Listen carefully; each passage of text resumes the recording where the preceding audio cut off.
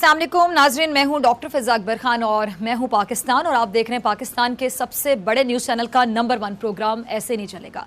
नाजरीन, इमरान खान साहब की ये जो स्पीच आपने अब सुनी थोड़ी देर पहले, ये वो स्पीच थी जिस पर हम कह सकते हैं कि पूरी दुनिया ने बाकायदा नज़रें जमाई हुई थी।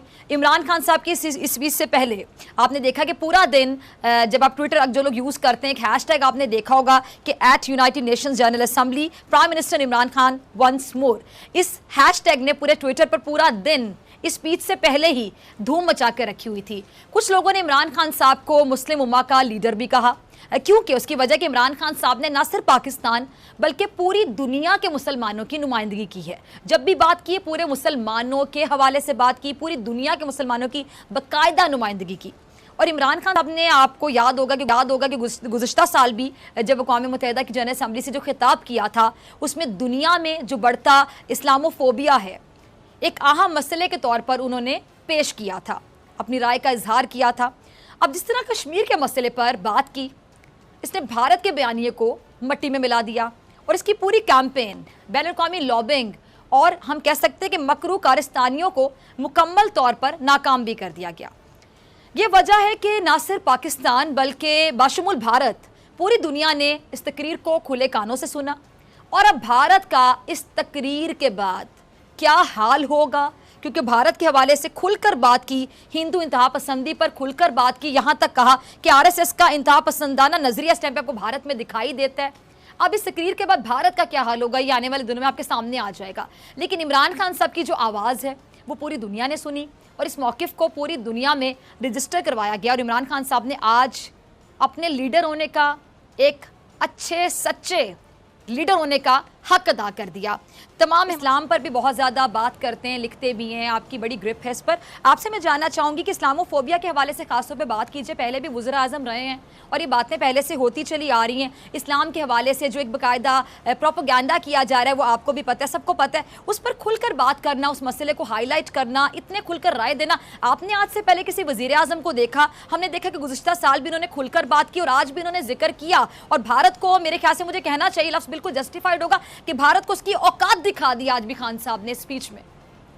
देखिए, ठीक है जी। अच्छा, और यह सब आपकी तरफ आना चाहूंगी। आपने शाहिद साहब की भी गुफ्तगू सुनी। अब जो इमरान खान साहब उन्होंने तो खुलकर डेट्स के साथ, ईयर्स के साथ मेंशन करके वाकयात को कोट किया, जैसे कि 90s में बाबरी मस्जिद वाला इंसिडेंट हुआ, उसके बाद 2007 में समझौता एक्सप्रेस, उसके बाद गुजरात में कत्लेआम के हवाले से उन्होंने बात की। अभी आपने देखा कल ही की खबर के ये जो और यह बाबर कादरी को मार दिया गया। आपको पता है कि अरनाब के प्रोग्राम में क्या कहा था उसने, हिंदुस्तान मुर्दाबाद, और पाकिस्तान के हवाले से वो कुछ सुनना चाह रहा था। मैं अल्फाज नहीं दोहराना चाहती, लेकिन उस शख्स को ये बात नहीं, उसने कहा कि आप मेरे स्टूडियो से बाहर चले जाएं, प्रोग्राम से बाहर चले जाएं, गेट आउट कह दिया उन्होंने बाबर कादरी को, जो खुलकर आवाज बनते थे कश्मीर के लिए। ऐसे लोगों को वहां पे मार दिया जाता है, उनकी आवाज दबा दी जाती है। अब इतना खुलकर प्राइम मिनिस्टर साहब ने बाकायदा डेट्स के साथ, ईयर्स के साथ इन वाकयात का जिक्र किया, भारत को आईना दिखाया। अब दुनिया को भी पता है ना, ये डेट्स तो ऑन रिकॉर्ड है, वाकयात ऑन रिकॉर्ड है कि जुल्म की दास्तानें कैसे कैसे कब कब भारत में रकम की जाती रही, जिसकी हालिया एग्जाम्पल कल वाली मैंने आपको बताई। अब दुनिया इन चीजों को कितना संजीदगी से लेगी और फिर भारत बड़े धड़ल्ले से कहता है कि हम सेक्युलर इंडिया कैसे। लेकिन पहली बात तो यह है कि गुज़िश्ता तकरीबन 2 साल से इंडिया को जितना बैड पर फेस करना पड़ रहा है, शायद ही किसी और मुल्क को फेस करना पड़ रहा हो। यानी इस वक्त पूरी दुनिया के अंदर सारी की सारी जो तवज्जो है कि अगर कहीं वो कोट करना चाहते हैं कि ह्यूमन राइट एट्रोसिटीज हो रही हैं तो इंडिया को कोट करते हैं, किसी जगह वो इस्लामोफोबिया कोट करना चाहते हैं वो इंडिया को कोट करते हैं, किसी जगह फाशिज्म कोट करना चाहते हैं तो इंडिया को कोट करते हैं। इस हद तक बैड प्रेस जो है इंडिया गुज़िश्ता 1 साल से फेस कर रहा है। लेकिन बात वही है कि जो इमरान खान साहब ने शुरू से कही थी कि अक़वाम मुत्तहिदा जो है ये रेजोल्यूशन जो है ये तो करती है लेकिन इससे आगे नहीं निकलती है। फिर उन्होंने ईस्ट तैमूर का नाम दिया बकायदा उसके अंदर और कहा कि जिस तरह आप लोगों ने ईस्ट तैमूर के लिए अपनी संजीदगी दिखाई थी और पूरी दुनिया की कम्युनिटी इकट्ठी हो गई थी, इस तरह ही आपको कश्मीर के मसले के हल के लिए करनी पड़ेगी। और अगर नहीं करेंगे तो आप देख लें, ईस्ट तैमूर तो इंडोनेशिया में फैसला है, वो तो ऐसा इलाका नहीं था कि जिस इलाके के अंदर एटम बम वाले ममालिक को न्यूक्लियर फ्लैश पॉइंट मौजूद हो। पाकिस्तान और इंडिया तो एक न्यूक्लियर फ्लैश पॉइंट पे खड़े हैं और यहाँ तो सूरत हाल ये है कि अगर ये 2 मुल्क कभी जंग में आते हैं तो जंग के बाद सूरत हाल ये होगी कि जो उसके असरात पूरी दुनिया पर मुरतब होंगे उसका तो किसी ने तस्वर ही नहीं किया। यानी अगर थोड़े से 25-30 छोटे छोटे बम भी चल गए तो इस दुनिया के अंदर 25 साल तक एक न्यूक्लियर विंटर आ जाएगा। सूरज की रोशनी जो है वो जमीन पे नहीं पहुंचेगी, बेशक आप अमेरिका में होते हो, और आपकी फसलें कम हो जाएंगी और उससे एक कैदसाली शुरू होगी। ये इतना बड़ा खतरा है जिसको वॉर नाज़िरों ने कहा है हम ईस्ट तैमूर नहीं हैं, और आपने ईस्ट तैमूर को आजाद करवा दिया था जस्ट बिकॉज के वो वहाँ एक क्रिश्चियन पॉपुलेशन जो थी वो मौजूद थी। अगर आपने कश्मीर को नहीं किया तो एक जिसे कहते हैं एक ऐसी जंग का आगाज आप कर लेंगे और इंटरनेशनल कम्युनिटी को फिर उस वक्त पता चलेगा कि इंडिया क्या कुछ करना चाहता है और किस तरह इस डिब्बे को जंग की आग में झोंकना चाहता है। ये बड़ी डिटेल किस्म की और बड़ी वादे बातें हैं जो उन्होंने की। ठीक है, अच्छा जमील, मैं आपकी तरफ आना चाहूँगी, फिर शायद साहब आपकी तरफ आती हूँ। जमील, खुलकर कहा प्राइम मिनिस्टर साहब ने कि पाकिस्तान अमनो इस्तेहकाम चाहता है खित्ते में, और अफगानिस्तान में क़याम अमन के हवाले से भी पाकिस्तान के किरदार के हवाले से बात हुई, और बाकी भी जो कश्मीर के हवाले से खुलकर बात की गई। अब तो दुनिया को वाज़ेह एक पैगाम चला गया, समझ आ जानी चाहिए कि पाकिस्तान सिर्फ और सिर्फ अमन का ख़्वाह है, अमन का ख्वाहिशमंद है। दहशतगर्दी के खिलाफ हमने जंग की, हमारी जंग में की बेपनाह कुर्बानियाँ, बेपनाह कुर्बानियाँ। अब जो भारत जा जाके ठप्पे लगाता रहा पूरी दुनिया में कि पाकिस्तान आतंकवादी देश है, अब तो दुनिया को नजर आ जाना चाहिए कि आतंकवादी सोच किसकी है, दहशतगर्दाना सोच किसकी है, इंतहा पसंदाना सोच किसकी है, और पाकिस्तान क्या चाहता है। वो हमारे प्राइम मिनिस्टर जो कि फेस ऑफ पाकिस्तान है, पाकिस्तान को रिप्रेजेंट कर रहे हैं, उनकी सोच वो सबके सामने है।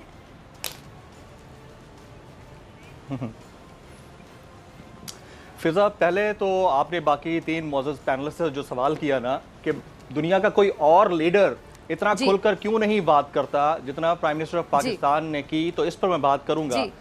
जब इक्तिसादियात और जातियात, अखलाकियात और इस्लामियात पर गालिब आ जाएं, तो फिर गैरत बहुत पीछे रह जाती है।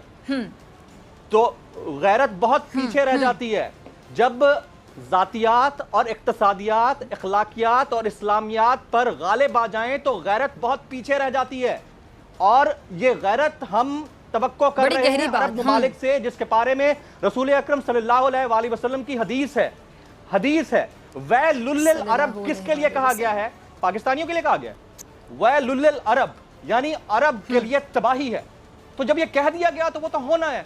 अब किसी ना किसी ने तो किसी खित्ते से उठना है, और प्राइम मिनिस्टर ऑफ पाकिस्तान की स्पीच का सबसे इंपॉर्टेंट पार्ट मेरे ख्याल में इस वक्त तमाम पैनलिस्ट और हम सब निगलेक्ट कर रहे हैं, और वो पार्ट था वो लम्हा जिसमें उन्होंने ठंडी आह भरी, और उसके बाद कहा है कि मनी लॉन्ड्रर्स और लूटेड मनी के जो लोग हैं उनको किस तरह से मुल्कों को वापस लाया जाए और लूटी हुई रकम वापस कैसे लाई जाए। अक़वाम मुत्तहिदा को डायरेक्टिव दिया कि आप स्टोलन एसेट रिकवरी इनिशिएटिव जैसे मुआहदे के ऊपर अमल दरामद करते हुए लूटेड मनी उन ममालिक को वापस कराएं जिन ममालिक से बाहर जा रही है। वो ठंडी आह क्यों भरी गई? वो ठंडी आह इसलिए भरी गई कि इमरान खान का तमाम तर जो मंशूर था वो था ही यही कि हमारे मुल्क यानी तीसरी दुनिया के गरीब मुल्क यानी पाकिस्तान, जो कि न्यूक्लियर पावर है लेकिन इकोनॉमिकली तबाह हाल था, उस मुल्क की अशराफिया यहां से पैसे लूट कर बाहर अपने बैंकों में जमा कर रही है। यहां से पैसे लूट कर और जमील उन्होंने वाज़ेह ये भी मेंशन किया उस ठंडी आह के साथ कि तरक्की याफ्ता ममालिक अगर मुआवनत नहीं करते इस मामले में, तो फिर किस तरह से मनी लॉन्ड्रिंग को रोका जा सकता है। तरक्की याफ्ता ममालिक को इसमें मुआवनत करनी है। एब्सोल्युटली उन्होंने रिच एंड पुअर कंट्रीज के दरमियान एक जो बड़ी खलीज है, जो डिवाइड है, उसको इतना जबरदस्त इलैबोरेट किया है कि क्या कहने। मतलब मैंने पाकिस्तान की तारीख में मैं पुराने प्राइम मिनिस्टर्स को भी सुनता आया हूं। मैं जुल्फिकार अली भुट्टो साहब की जो स्पीचेस हैं, इवन सिक्योरिटी काउंसिल की उनकी वो स्पीच जिसमें उन्होंने पेपर फाड़ दिए थे, वो तक सुनी। लेकिन जितना कंपोज्ड, कॉम्प्रिहेंसिव, कॉन्क्रीट उनके आज के स्टेटमेंट्स और स्पीच के जुमले हैं, यकीनन ये अप्रिशिएबल है। अब आपने एक बात छेड़ी इंडिया के हवाले से। इंडिया अपनी मौत खुद मर रहा है। इंडिया ने अपनी मौत खुद मरना है। उसकी वजह यह है कि जिस अंदाज से उन्होंने, बल्कि मैं कहती हूँ कि नरेंद्र मोदी इंडिया को पता नहीं, इंडिया के लिए तो बहुत बड़ा दुश्मन खुद नरेंद्र मोदी ही है। निशाना बनाया है इंडिया को, तो किसी दुश्मन की निशाना बनाया है जी। इसमें तो कोई शक नहीं है कि इंडिया को इस वक्त जितने बड़े दुश्मन यानी मोदी का सामना है, शायद उसका दूसरा कोई उतना बड़ा दुश्मन होगा ही नहीं। मोदी अपने लिए खुद अपनी मौत चुन चुके हैं। अब पूरी दुनिया में लॉकडाउन हो रहा है कोरोना वायरस कोविड-19 की वजह से, और हमारा Indian occupied Kashmir that is under seize.